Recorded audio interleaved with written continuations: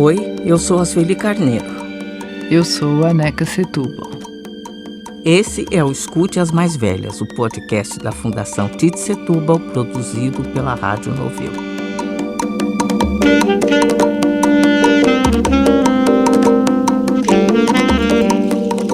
Aqui a gente aprende mais sobre a história do Brasil, a partir de mulheres inspiradoras que atuaram na sua construção desde a redemocratização.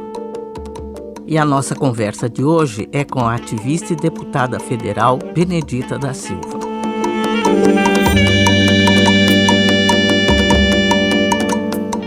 Benedita da Silva é a mulher negra mais potente da história do Brasil. A sua trajetória é extraordinária e exemplar. Raras mulheres no mundo alcançaram realizar todas as funções públicas que ela realizou.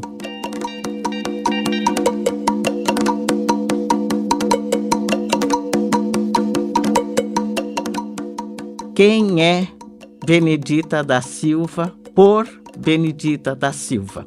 Benedita é uma mulher como outra qualquer do planeta. Então, Benedita, conta pra gente que você, desde a sua juventude, você tem um histórico de liderança comunitária, desde que você morava na favela. Como é que foi que surgiu isso em você? Olha, veio também de uma outra mulher. Minha mãe era uma liderança religiosa, ela era umbandista, a minha mãe era parteira e ela contaminou a nós, né, as mulheres da casa principalmente, nessa educação, né, de sentimento, de compromisso e de envolvimento com as dificuldades que qualquer um tem nas comunidades, né? Naquela época, você tinha uma comunidade mais pacífica do ponto de vista da relação, mas havia uma ausência enorme do poder público. Eu fui gerada ali, naquela luta pela bica d'água, na luta para o emprego, na luta para a escola, no combate ao preconceito que se tinha, essa experiência boa e ruim que obtive na faculdade da vida me diplomou para que eu pudesse viver as minhas próprias contradições. Passei por um processo muito cedo de discriminação racial, passei por violência sexual enquanto criança, de exclusão social também, que vivi, que foi me amadurecendo na luta da própria comunidade. E então eu comecei a trabalhar com as mulheres, né? Não me considerava assim do movimento feminista, eu me considerava uma dona de casa como as outras e que nós estávamos ali lutando para ter uma casa decente, enfrentamos dias difíceis, carregamos muita lata d'água na cabeça e íamos nos organizando por esses caminhos, né? Por uma inclusão social. Mas tinha uma organização comunitária, sim, uma associação? Sim. A minha comunidade, Chapéu Mangueira, era uma das comunidades mais organizadas do ponto de vista político. Nós reivindicarmos urbanização das favelas, nós reivindicarmos ali o saneamento que não existia. Quando nós falávamos de urbanização, nós estávamos falando de via de acesso, de atendimento público para as comunidades. Fizemos muitas obras na base do mutirão, gratuitamente, depois de uma semana de trabalho, aos domingos, nós tínhamos a organização das mulheres, a organização do Comitê de Favelas. Esse comitê tinha muito apoio até da Igreja Católica, Nossa Senhora do Rosário. Nós nos organizávamos dessa forma, voltado mais para aquela demanda nossa, né? Nós não tínhamos ainda esta luta, né, da mulher. Para ter uma ideia, a Associação de Moradores, a mulher não votava na Assembleia. Quem votava eram os homens, marido ou filho mais velho, para quem não tinha marido. O nosso movimento de mulheres revolucionou. Eu fui a primeira, só tinha eu, de mulher lá na diretoria. Nós fomos levando, depois criamos um departamento feminino, mudamos o estatuto. Então ali nós começamos a fazer esse trabalho de conscientização depois do departamento feminino. Abriu um posto de saúde, então nós começamos a trabalhar mortalidade infantil zero, a questão do aborto também.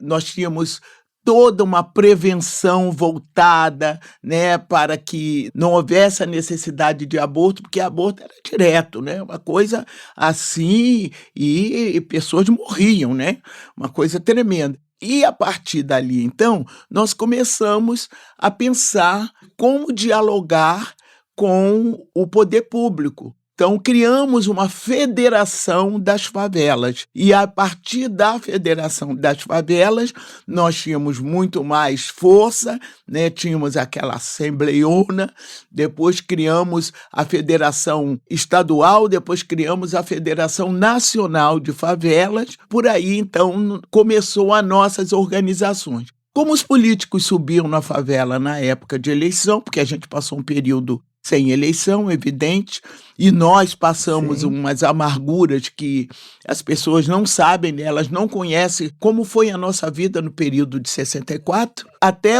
os casamentos que eram tradicionais nessas comunidades, eles deixaram de acontecer porque você se casasse e ficasse na favela, o seu barraco era derrubado. As pessoas deixaram de casar para não perder a sua casa. Porque você não podia casar a sua filha e deixar um pedacinho para sua filha morar com você. Já ali já tinha esse pensamento do esvaziamento das favelas. Por esse método, criaram coisas incríveis, né? Era proibido ter luz direta da Light, você não poderia ter um telefone, você não poderia ter nenhum desses bens naturais e comuns para esvaziar a favela. Desfavelamento. Uma coisa incrível. Então você não tinha também o direito à urbanização. As mulheres também não podiam ter muitos filhos, tinha organizações que apareciam, né, para esterilização das mulheres. São histórias que ainda minha geração e outras não foram contadas ainda, né? Mas tudo isso, sem masoquismo, mas nos deu muita força, muita energia para ir começar a dialogar com outros setores que eram parecidos conosco, mas já estavam bem mais avançados, né? Como o movimento feminista, por exemplo, ele estava mais avançado no que diz respeito aos debates, mas ainda não incluía naquele momento o que é ser uma mulher negra favelada. Então, a mulherada negra foi começando a se organizar e a questionar, e conseguimos ter encontros maravilhosos. Eu, por exemplo, que era da favela, tive encontros maravilhosos, como Sueli Carneiro, como Lélia Gonzalez. Então, nós fomos vendo a nossa imagem num outro espaço, né? E isso nos ajudou, nos estimulou a que nós pudéssemos estar ali também, porque elas passaram isso para a gente, né? Mas espera um pouquinho. Eu não me esqueço do impacto que você produziu numa assembleia feminista em que a senhora se levanta e responde a algumas liberdades, não é? Que aquelas mulheres brancas de classe média estavam dizendo naquela assembleia, e a senhora se levanta e diz que bica d'água era uma questão feminista essencial para a asepsia do ato sexual. Aquilo foi um divisor de águas para as feministas e para nós, mulheres negras, também, né? Eu acho que foi isso, Sueli? Isso. Você lembra, Bené, quando? Lembro. Foi no processo da Constituinte. Nós estávamos discutindo a questão da criação do Conselho. Conselho Nacional. Entendeu? Exatamente. Tinha um feminista que achava que mulher da bica d'água não tinha nada. Agora, o meu corpo não me pertencia, porque eu tinha que carregar água, a maioria de nós era um quarto, e o quarto era a cozinha, né? No momento, no outro, era um quarto de dormir. Que corpo que nós tínhamos? Era um corpo cansado, usado, abusado e violentado, inclusive, pelas políticas públicas que não existiam para nós. Então, na minha avaliação, eu não podia fazer uma discussão do meu corpo me pertence, eu tendo a liberdade só para abortar. Quero ter a liberdade para não abortar. Como é que eu faço isso para não abortar? Eu tenho que lutar pelo meu trabalho, pelo meu salário, pelo saneamento. Eu tenho que lutar para ter um bem viver. Para viver. Exatamente, um bem viver. Então, por isso eu coloquei essa coisa, porque a gente precisava entrar, né? E tem outras pérolas, né, Sueli? Não, mas nós vamos resgatar todas. Vamos resgatar, porque são maravilhosas, só maravilhosas.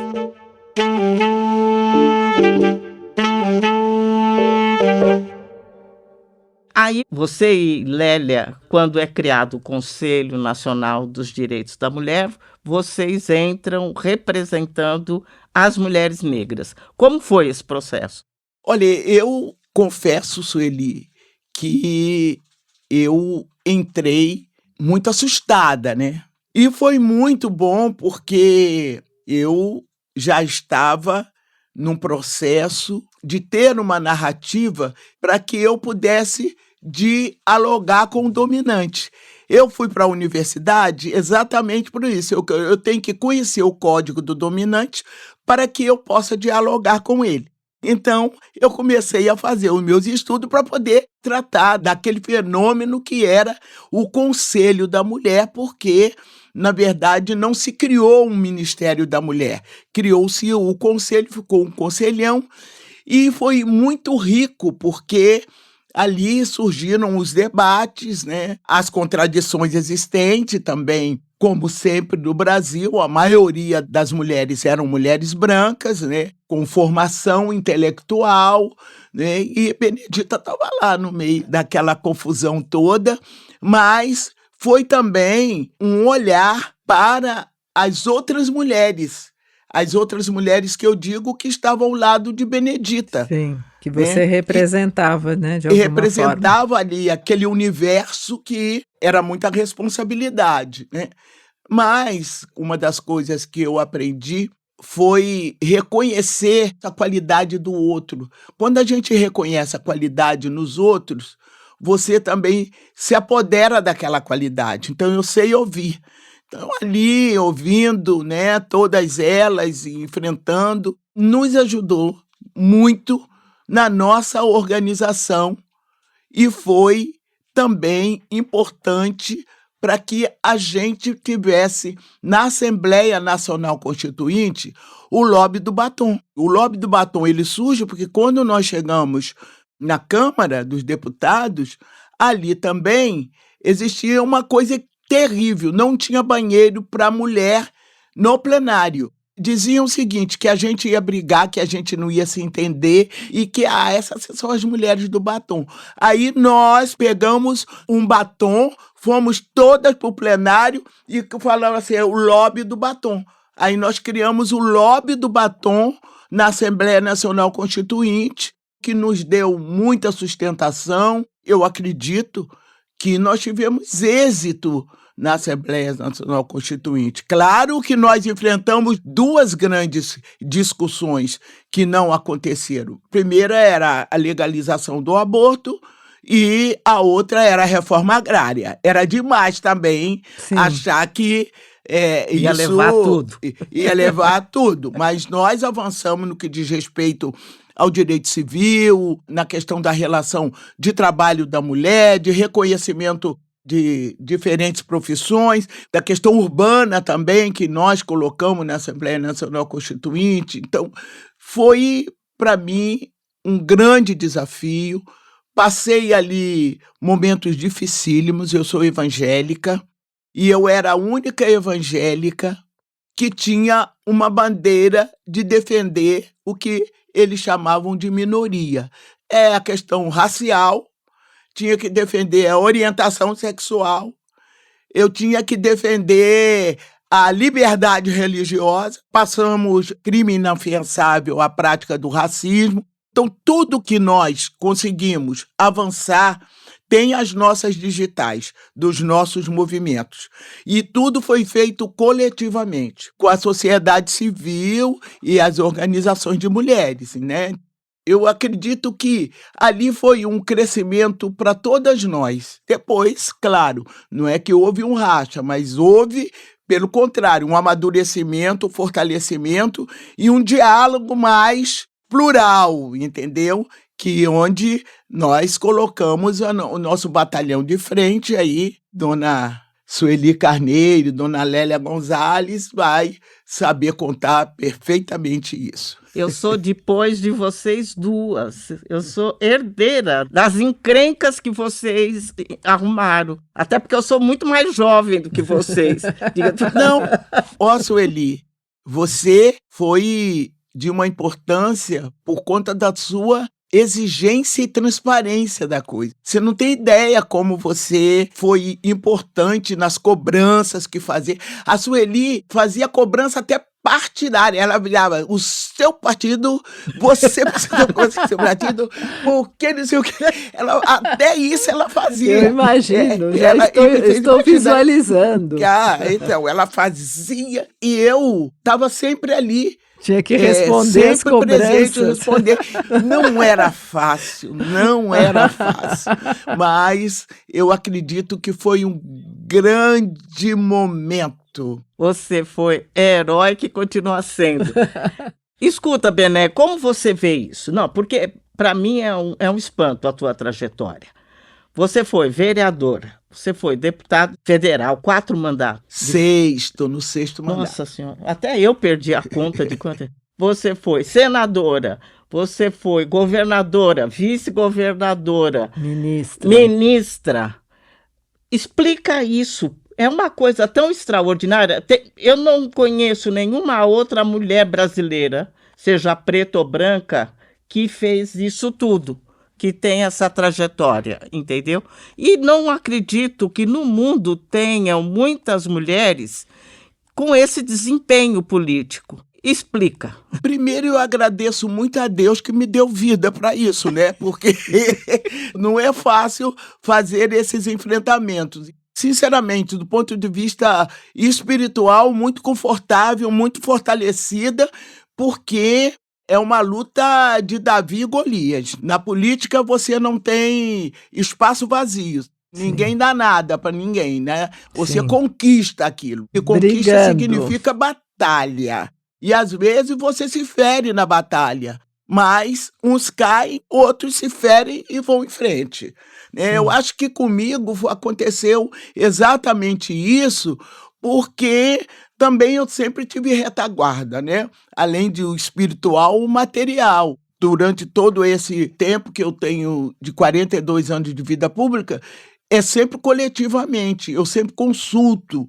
Quando você consulta, quando você discute e debate no coletivo, você vai aprendendo, você vai acumulando. E tem uma coisa que, quando eu falo da questão espiritual, que é a solidão da mulher negra nesses espaços. A solidão é tremenda nesses espaços. Você olha para um lado, você olha para o outro, e com quem que você dialoga? Com quem que você fala? E a disputa é uma disputa cruel, dura com a mulher. E se essa mulher é negra, eu que já carreguei um saco de cimento nas costas para sustentar filho, então eu sei, é carregar uma saca de cimento nas costas o tempo inteiro, uma cobrança de tudo quanto é lado, uma expectativa que você chegou, vai resolver, não pode errar, todo mundo pode, menos você. A outra batalha que são as batalhas partidárias, elas são também outra que requer muita energia para você sustentar uma bandeira, porque essa bandeira de mulher negra favelada, você sustentar essa bandeira num universo majoritariamente masculino, masculino e branco não é uma coisa fácil. Então, se você não tem o respaldo da organização da sociedade civil, se você não tem um movimento negro, um movimento de mulheres, se você não tem um movimento de favelas, não tem outro tipo de movimento da juventude, daqui da lá dos estudantes, você não consegue sobreviver naquele ambiente. Não consegue. A vontade que você tem no primeiro momento é pegar tudo seu e falar, não, vou-me embora. Eu não aguentaria um dia. Mas você também vai tendo foco, né? O objetivo é, eu não quero ser mais deputada federal. Aí todo mundo, Bené, mas agora como? Você está tão bem. Eu digo, não quero, porque agora eu já tenho a bancada da Benedita. Elas é que vão tomar conta. Agora eu posso olhar, vejo mulher preta de um lado, vejo mulher preta do outro, comprometida, porque não vale só ser mulher preta. Se não tem comprometimento nenhum com a causa, não adianta. Mas aí eu olho para o lado e outro, eu digo, ai, que Fala mais coisa disso. boa. Eu vi o seu depoimento emocionado, né? No dia que foi aprovada a bancada, né, negra. O que você espera, né, disso? E como foi que isso foi alcançado? Eu acho que as pessoas também não sabem, Bené. Olha, Sueli, um certo tempo nós tivemos um grande equívoco com os nossos movimentos, que diziam que nós não deveríamos participar de partido político. O parlamento era burguês demais, então não caberia a nossa ilustre presença. E, por conseguinte, nós nos contaminamos também enquanto mulheres. Você fica num movimento totalmente reivindicativo e você não tem uma voz para fazer essa briga por dentro de quem decide, de quem tem a caneta na mão. Aí nós olhamos e vimos, não, nós vamos criar também a nossa bancada, para nós tratarmos também de projetos que dizem respeito a nós, que nos interessa. Conseguimos criar, então, essa bancada com assento no Colégio de Líderes. E como que é, Benedita, nessa bancada conviver com partidos diferentes? É uma coisa incrível, né? Nós temos outros negros e negras, mas, em geral, para fazer o debate, para fazer a discussão, a direita não vai para essas reuniões. É a única maioria que nós temos lá, é a bancada negra, entendeu? Aí nós levamos e apresentamos também, né? Votamos projetos de interesse da comunidade, né? Somos quantas e quantos? Olha, Sueli, eu não sei precisar aqui para você agora. Na minha bancada, acho que nós somos 16. Eu sei da esquerda, né? Da direita não, porque as pessoas têm que autodeclarar, né? Mas eles ou não se autodeclaram ou não se envolvem nesse debate de questão racial. Uns acham que isso não existe, né? Nós passamos dificuldade no governo anterior com essa história, porque colocaram na Fundação Cultural Palmares alguém que não acreditou nesse negócio de escravidão, que era coisa da esquerda e que a escravidão beneficiou a população negra. Então, entende? Foi uma loucura para nós. Então, houve um grande retrocesso. Então, essa bancada também é uma forma de nós estarmos resgatando a nossa organização que já vinha gradativamente avançando. E com a criação do Ministério da Igualdade Racial, também é mais um equipamento que nós chamamos para essa luta que nós estamos travando. E nós estamos numa campanha muito forte para as eleições municipais, para que a bancada negra aumente nas câmaras, tanto mulheres negras como homens negros.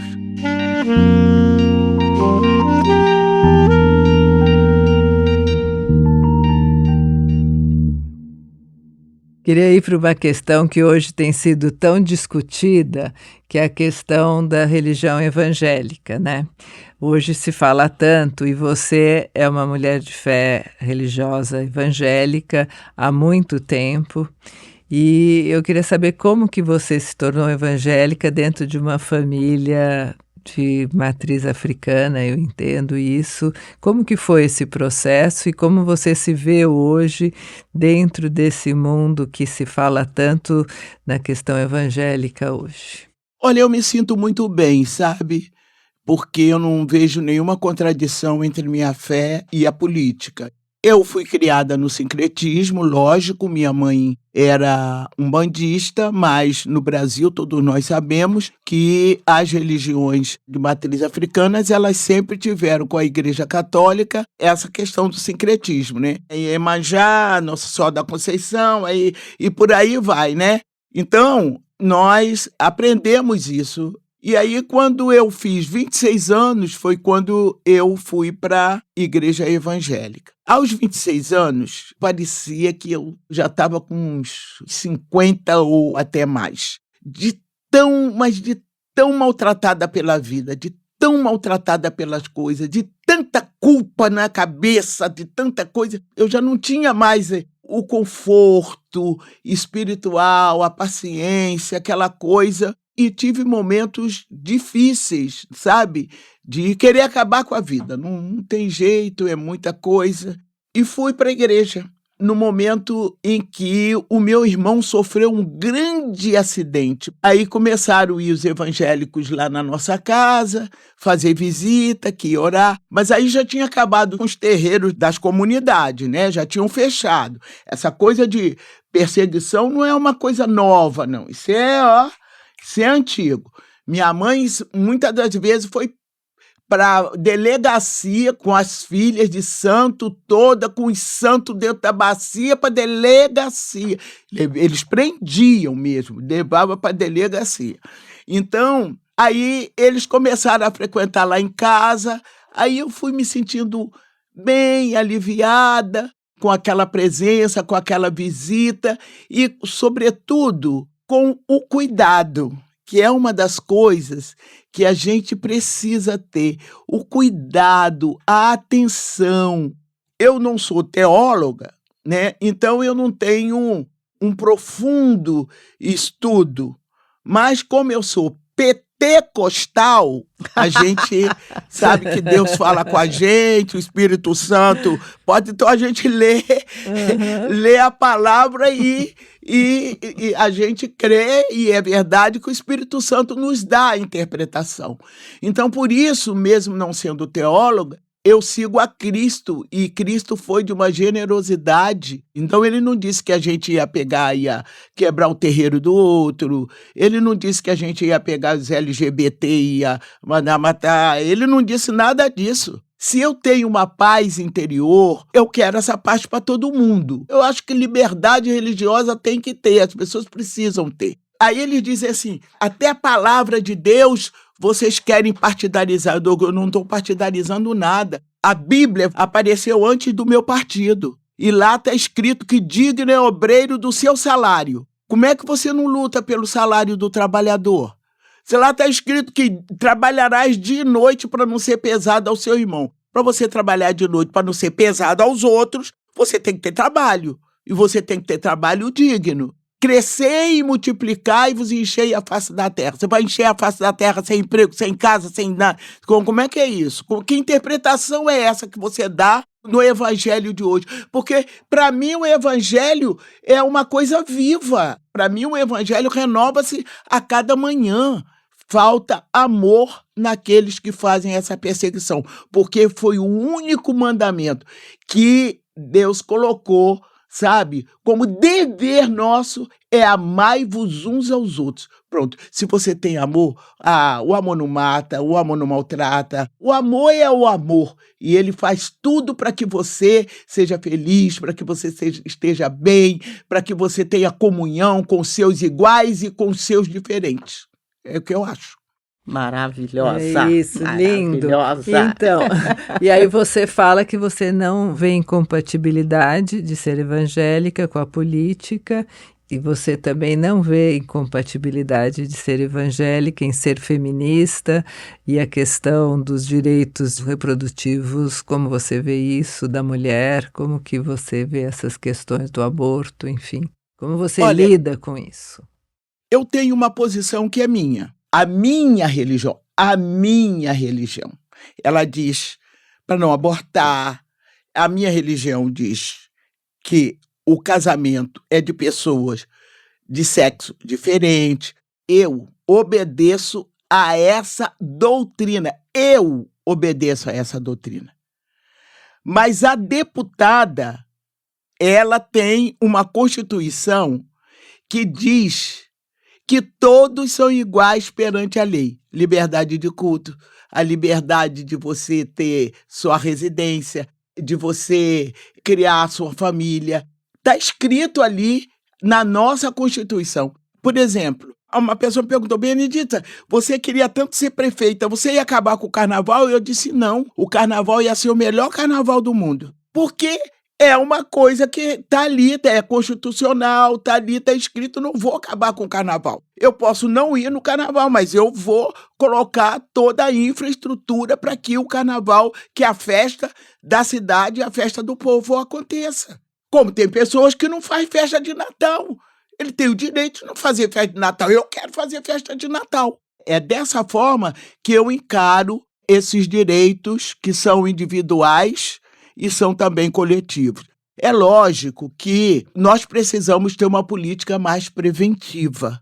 Mas a nossa Constituição também, ela já coloca em que situação você pode fazer o aborto. Como é que eu posso, eu que fui violentada aos 7 anos de idade, aceitar no mundo de hoje, que uma formação se dá tão cedo, a gente fica olhando assim para essas meninas que estão sendo mãe aos 13 anos, aos 14 anos. Meu Deus, como é que a gente resolve isso?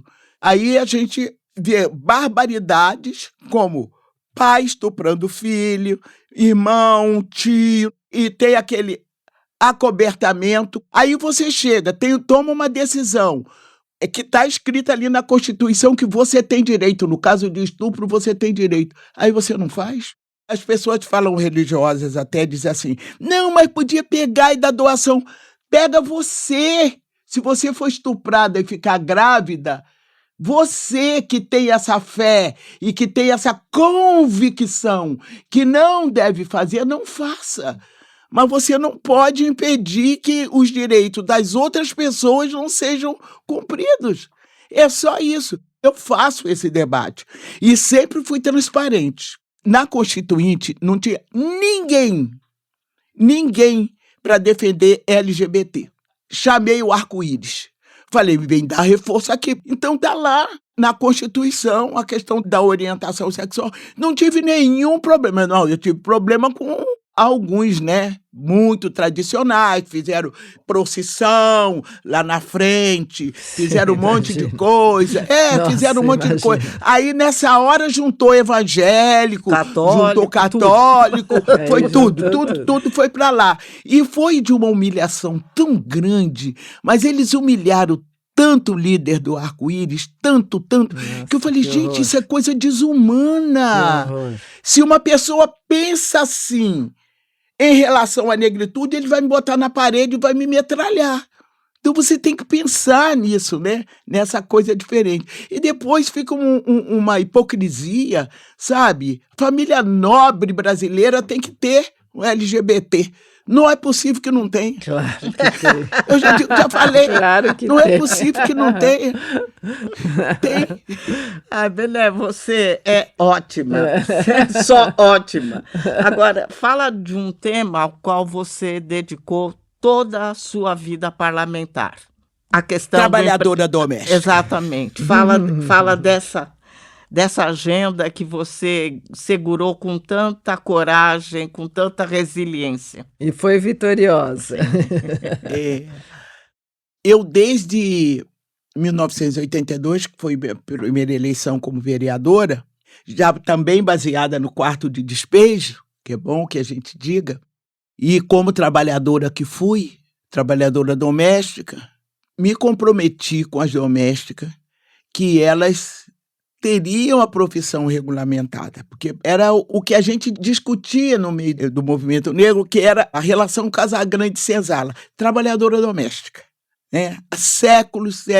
E nós começamos a fazer uma discussão, e eu fazia essa discussão com a pastoral da Igreja Católica. Eu ia para lá, para a igreja, reunia com as trabalhadoras domésticas, e elas iam pontuando as coisas, e nós com a assessoria, né? E também dentro do movimento negro, ajustando ali para que a gente pudesse garantir. Imagine, eu apresentei essa proposição na Constituinte e as pessoas diziam: a Constituição não é para isso, não é para isso. A Constituição é sim para reconhecer trabalhador, a gente vai reconhecer assistente social, a gente vai reconhecer auxiliar de enfermagem, a gente vai reconhecer técnico de enfermagem. É uma profissão trabalhadora doméstica. E nós vamos fazer isso, nós vamos conseguir ali trabalhando junto com elas. Botei lá em casa colchonete por tudo quanto era lugar. Eu digo: olha, vocês ficam por aqui, ninguém tem dinheiro de passagem para ir e voltar, que a gente não sabe que dia que vai votar, vamos ficando por aqui. E foi muito bonito, foi muito lindo, porque elas ficavam na galeria até de madrugada esperando passar. Não deu para passar tudo, mas já ficou lá registrado, porque era importante que a Constituição reconhecesse que existe a categoria. E isso ficou na Constituição. Aí depois veio a regulamentação. Levou mais de 10 anos. Batalhando aqui, bota aqui, bota aqui. Tivemos a regulamentação. Em 2015, né?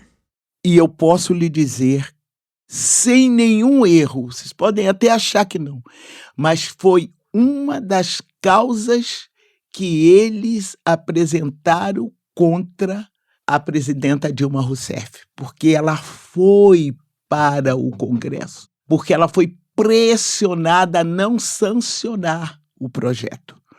E o único que não votou no projeto, na Câmara, foi o ex-presidente da República. Uau! Sério?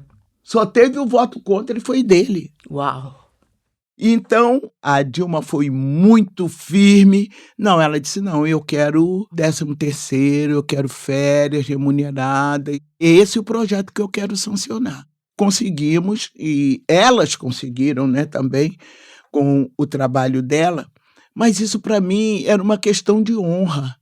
Se eu terminasse o meu mandato naquele momento, estaria satisfeita, porque essa foi uma bandeira que sempre me acompanhou.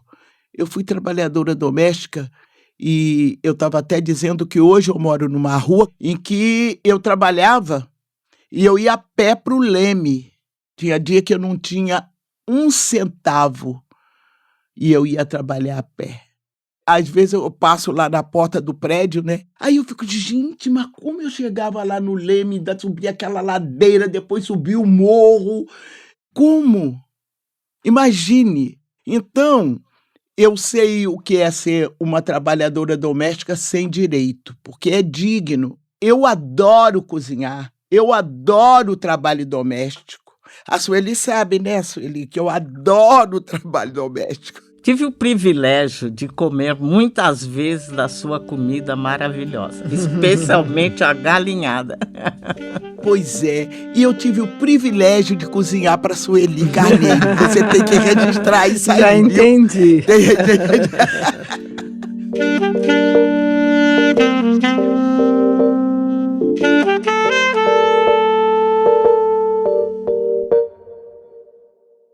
Agora, Benedita, você e Antônio Pitanga, nós queremos ouvir falar também um pouco. Eu vou ter que contar um em segredo. Então, como é que é ser casada com esse homem? A gente quer saber antes tudo. Do casamento, tem que saber. Aí, umas amigas minhas, não vou dizer o nome, você tá maluca? Esse cara vai pirar a sua cabeça. Olha a sua responsabilidade política. Aí, as amigas do Pitanga, você tá maluco? Casar com aquela mulher crente cafona? Aí o Pitanga: eu vou casar com a crente. Eu vou casar com a crente. Eu vou casar com a crente. E casou com a crente, tem 31 anos, passa logo, né? É uma pessoa fantástica, maravilhosa. Ele cuida mesmo, se preocupa, onde vai, liga. Como é que você tá? Se tomou seu remédio hoje, você não tomou? Como é que você tá sentindo? Que legal. Mas como é que é? Ele é uma celebridade, você é uma celebridade, Camila Pitanga uma celebridade. Como é que Como junta Pitanga? tanta celebridade? Pelo amor de Deus, Nada, é muita. é porque, graças a Deus, é um acerto muito grande. Todo mundo lá é muito gente. A gente tem uma liberdade plena e poética, Ai, que sabe? legal. Não invadimos o espaço do outro. Às vezes o Pitanga me leva na igreja, ele sabe que eu gosto muito de mingau, sabe? É. Aí ele fala assim, você quer um mingauzinho? Olha Aí eu falei assim, que não, Pitanga, hoje que eu não quero não. gostoso. Sabe? Mas é assim, aí um espera o outro.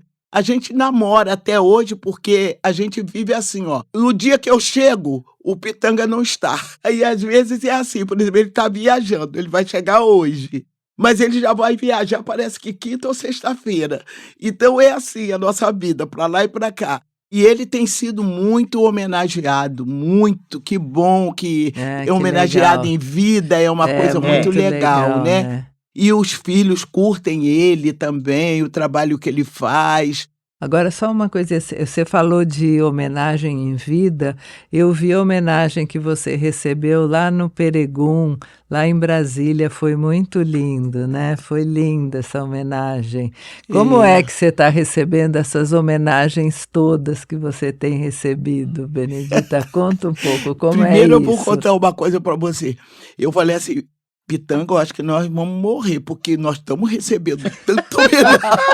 Eu também sempre acho isso. Mas Ela também está recebendo muita nós homenagem. estamos recebendo tanta homenagem, mas tá bom, né? Que é bom a gente receber agora que a gente tá aqui vivo. E é muito bom ver você também recebendo todas essas homenagens, muito lindo. Eu recebo as homenagens, mas eu choro muito, né? Eu fico toda chorosa, né? Às vezes surpresa mesmo. Tem mais quem gosta do que quem não gosta. Que bom, né? E aí a gente fica feliz com o que faz. Eu sou feliz com o que faço. Eu gosto do que faço. Eu só não estou gostando daquele congresso ultimamente. Dureza. Ai, que dureza. Dureza. Mas do que eu faço, eu gosto.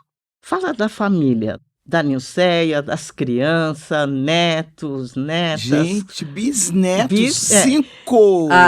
Não. 5 bisnetos? 5. Ai, E aí eu tenho que dito, luxo. Sueli, que meu quilombo está embranquecendo, minha filha. Agora a última que nasceu é uma branquela. Inevitável. Inevitável. Aí eu olhando, Aceita que dói gente, menos. aí aqui... O mundo é pardo. Aí eu falo pros meus netos, vocês não são um tinta forte, porque não é possível, gente. Essas crianças toda branca assim, e vocês, que é isso? Né? Mas são lindos, eles são todos lindos. Agora, não é fácil, viu, dona Celi? O que não é fácil? Ter bisneto branco. Por quê? Os pais é que sabem, os meus netos é que sabem o que... Uau. A gente já mudou criança até da escola, mas eles são felizes, adoram o pai, adoram a mãe, são felizes, bem tratados. De 15 em 15 dias tem almoço lá em casa deles, né? Que é a única coisa que eu posso fazer, né? Não posso visitar ninguém, né? Mas... Aí eles almoçam, daqui a pouco eu faço assim, gente, vocês não querem ir, não? Eu acho que vai ficar tarde. Não tem, eu não aguento. Fiquei exausta. De repente tem uma creche lá, 5. Não. Olha, e já tem aborrecente, né? Ai, gente. Mas eu tô muito feliz com a família, sabe? Que lindo, que legal, que bom. Então, a gente sempre fecha, Benedita, com uma pergunta. Como é que tem sido envelhecer para você? Querida. Bom, eu tô na idade do condor, né? Idem. Todas nós. Isso, idade do condor. 82 anos, mas o envelhecer para mim é envelhecer com toda a beleza que a idade traz. Porque eu não relaxo nunca, eu vou para a minha fisioterapia, eu vou para a academia, eu faço tudo que gosto, sou campeã cabo eleitoral, que ninguém tem uma cabo eleitoral como É eu, nem o verdade. candidato, porque eu vou, eu ando muito, tenho disposição, graças a Deus. Agora, envelhecer só fica caro, né? E eu dou graças a Deus que eu tenho um envelhecimento saudável, mas a gente precisa Investir. dar mais recurso para o SUS e tratar mais essa política do envelhecimento, né? Porque o Brasil também está envelhecendo. E eu não deixo de fazer nenhuma das minhas atividades. Eu arrumo tempo para tudo que eu tenho que fazer. Às vezes a pessoa, mas você não vai dar, porque isso... O tempo é meu. Enquanto eu estiver por aqui, aí eu vou dormir tarde, vai dormir. Quando eu morrer eu durmo direto, não tem problema.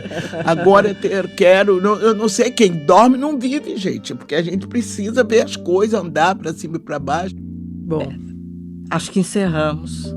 E assim, com toda a gratidão pela sua vida, por tudo que você é, por tudo que você fez, tudo que você faz e continuará fazendo. sim. Obrigada por tudo.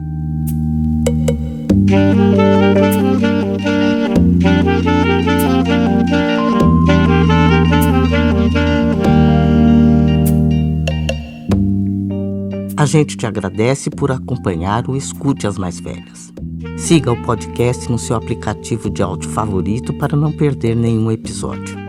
Nas redes sociais da Fundação Tite Setúbal, @Fundação Tite, e da Rádio Novelo, @Rádio Novelo, você pode repercutir o podcast, deixar comentários, elogios e críticas sobre as entrevistas. Escute as Mais Velhas é um podcast da Fundação Tite Setúbal, produzido pela Rádio Novelo. A coordenação e produção são da Ashley Calvo. A direção criativa é da Paula Scarpim e da Flora Thompson Devô. A direção executiva pela Rádio Novelo é da Marcela Casaca. A edição executiva é da Natália Silva. E a gerência de produto é da Juliana Jäger. A montagem desse episódio é da Luísa Silverstrini e a sonorização e mixagem são da Mariana Leão. A trilha sonora original é da Estela Nisrin. O desenvolvimento de produto e audiência é da Bia Ribeiro com apoio da Isabel de Santana. A identidade visual é da Larissa Ramos. A coordenação de ilustração e design é do Gustavo Nascimento. E a análise administrativa e financeira é da Tainá Nogueira. A pesquisa desse episódio é da Tainá Mesquita. Essa entrevista foi gravada no estúdio Trampolim, em São Paulo, e no estúdio Rastro, no Rio de Janeiro. A gerente de comunicação da Fundação Tite Setúbal é a Fernanda Nobre. Eu sou a Neca Setúbal. E eu sou Sueli Carteiro. A gente se encontra no próximo episódio.